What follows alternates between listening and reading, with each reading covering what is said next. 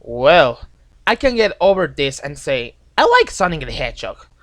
There's something I always want to talk about the Bluebird.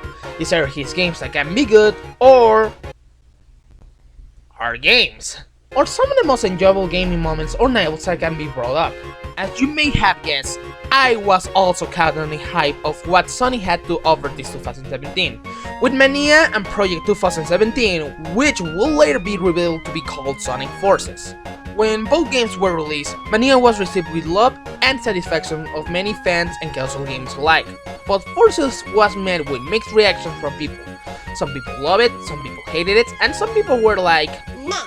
But if I'm honest with you people, I like Forces. Okay, let me make this clear, people.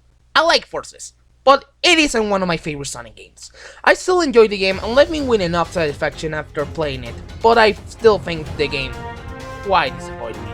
In some aspects, not enough to call it one of the biggest disappointments as a gamer, but still, I have a few disappointing feelings. Alright, before I go into this game, I won't talk about the game's story, taking in consideration that the game has been only 1 month on the market, and some people hasn't even tried it yet. I will be talking about the gameplay and other features the game offers. And if you want my thoughts on the story, it's all enough. It isn't a great storytelling, but it is encouraging doesn't to keep me away from the game. Alright, with all that out of the way, let's start with the basic things.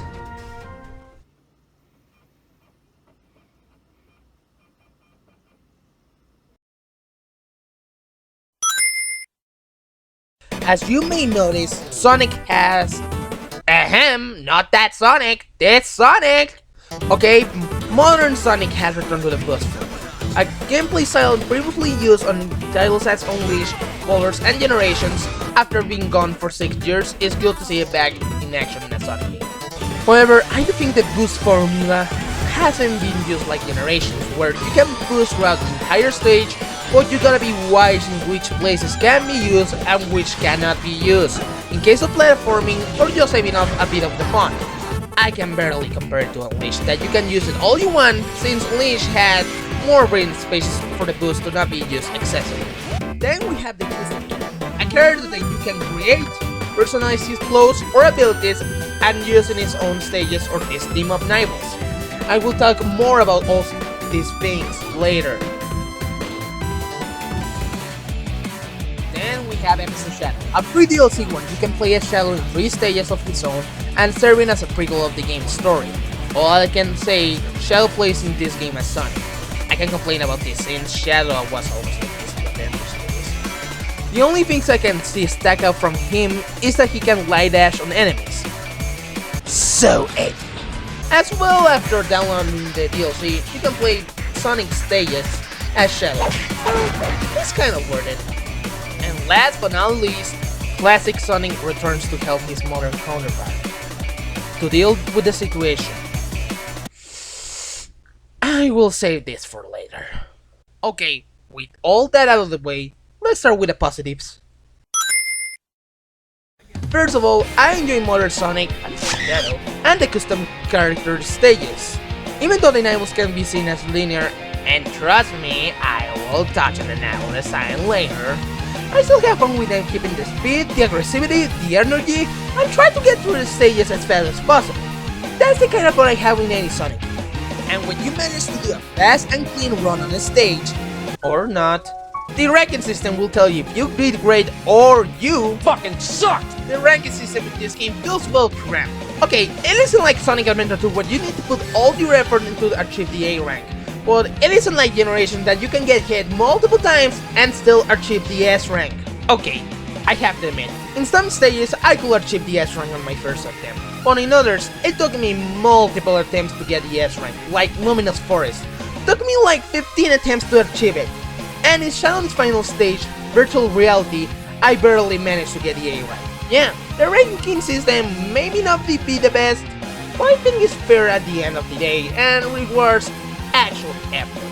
And then we have the team of methods, where Sonic and your character has to team up to get through a stage or boss battle. And this for me is the highlight of the night boss. Seeing two gameplay styles combined into one gives me those vibes I had with Heroes. I feel this night was putting test your control on modern Sonic and your character skills at the same time. Okay, I was disappointed with the final stage of this type of gameplay. I expected something big to come out to test me a lot with these two characters, but it really never happened and I was pretty bummed.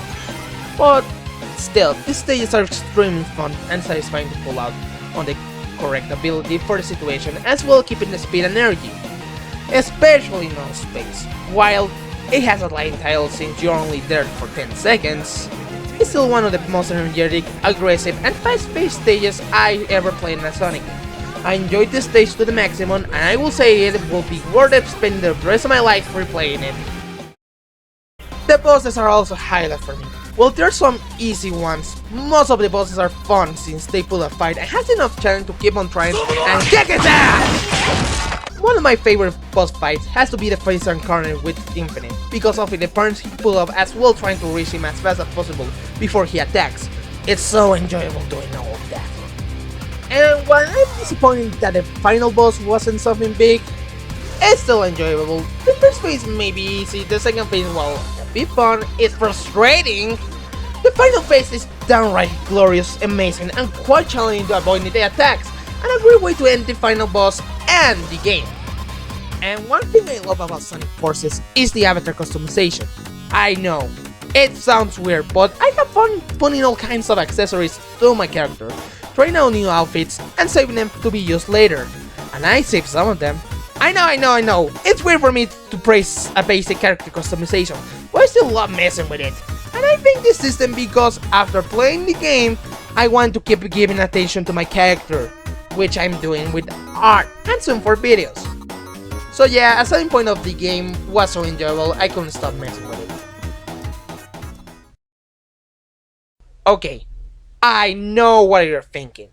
That I'm praising the game way too much just because I love many elements of the game. Just don't think I'm one of those Sonic fans who thinks everything that will come out of the Bluebird will be perfect and will defend it even if it's bad down on my face.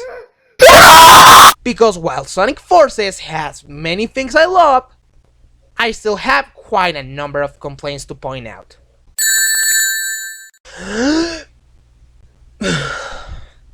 And here I go.